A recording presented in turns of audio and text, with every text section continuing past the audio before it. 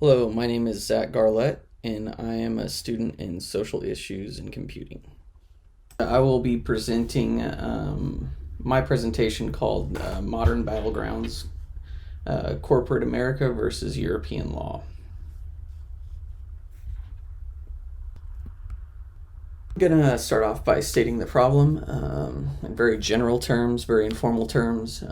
So basically, there's a disconnect between U.S. companies' codes of ethics and European human rights and dignity laws.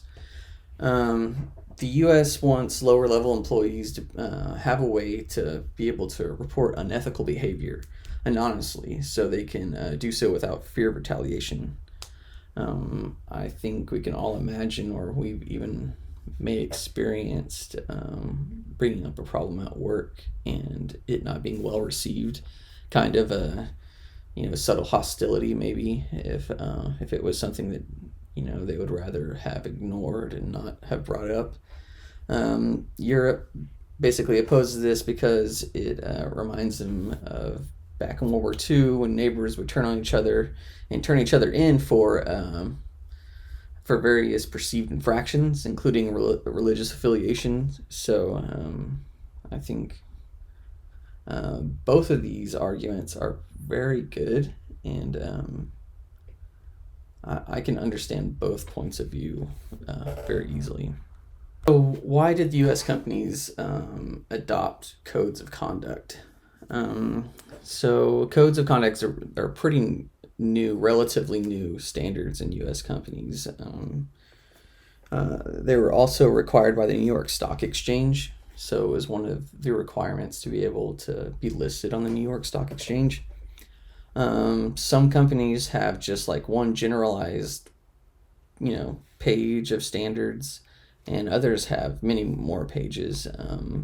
So like one page is left to a lot of interpretation, and multiple pages, can help you figure out how to deal with different situations a little bit better on situation by situation. They wanted to promote a good work environment. They also definitely wanted to show investors and employees that they were a good company to invest their time and money into. On both counts, investors, wanted to make sure that there wasn't going to be any kind of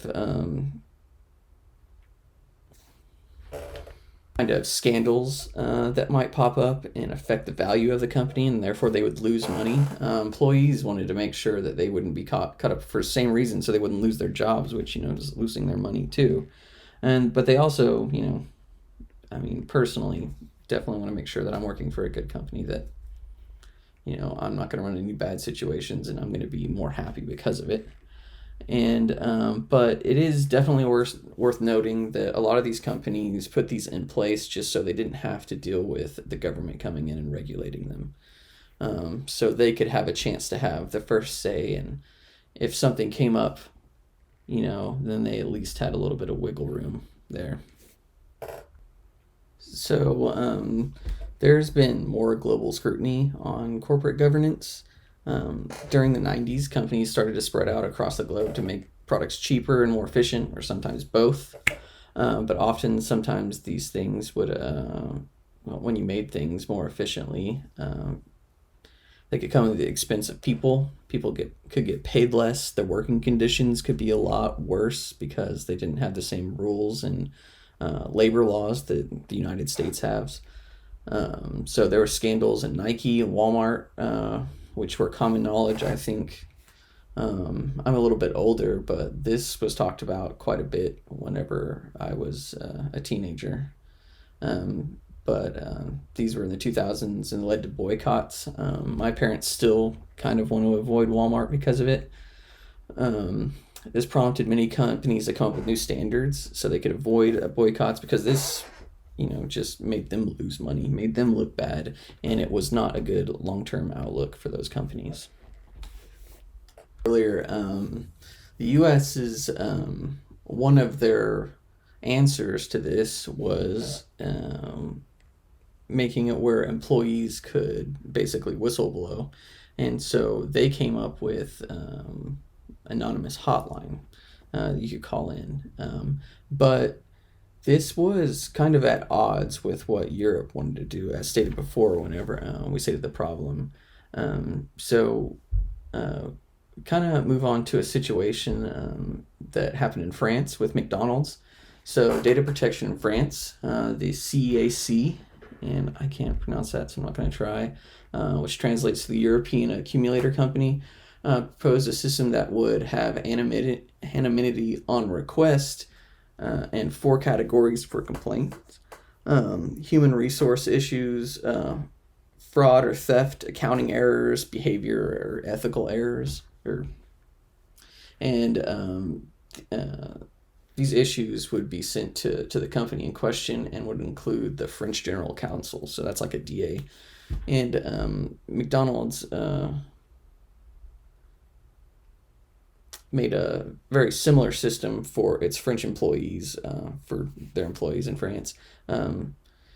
Asked for their system to be reviewed by an outside company or outside party called SNIL.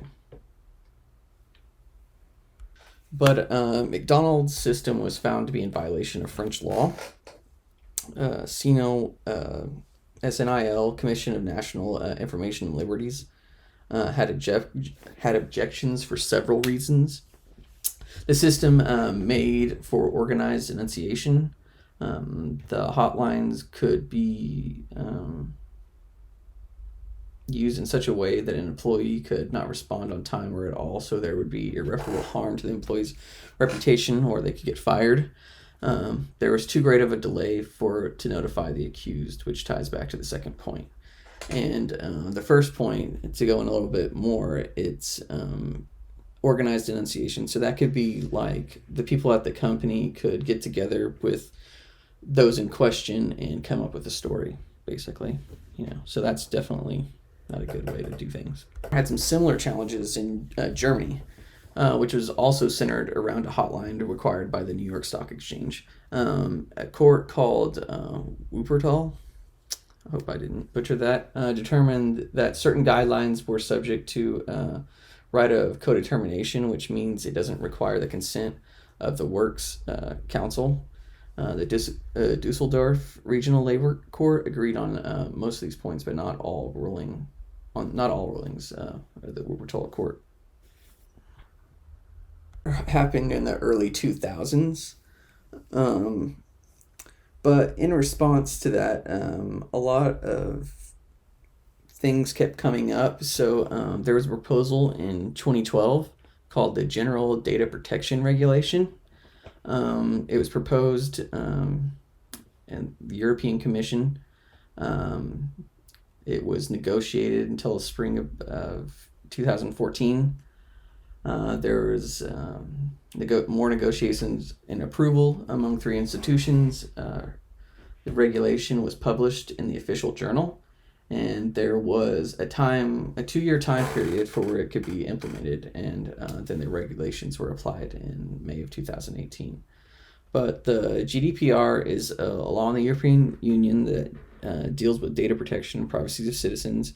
In general, it says those collecting data should say how they're going to use the information, when it's going to be used, when and how it's going to be used, how long it will be kept, and if the information will be shared.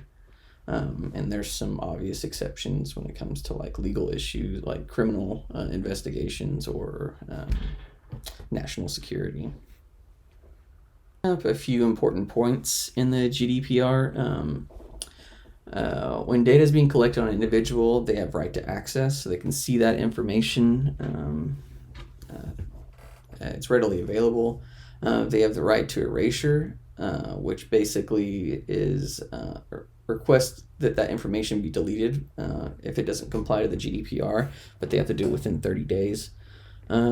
The right to object to your data being sold to a third-party company, which I think is an issue that's been coming up lately, with Facebook selling marketing information and all of that. A lot of websites that we go to now, you can see almost all of them have at the bottom like opting out of having your data sold.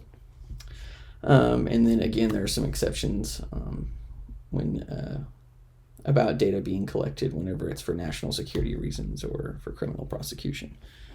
So, few recommendations, not many, but these came up in a few of the papers that I read that are in my references. So, protection for accusers not to be punished when whistleblowing. Right of the accused to know what has been said about them and when.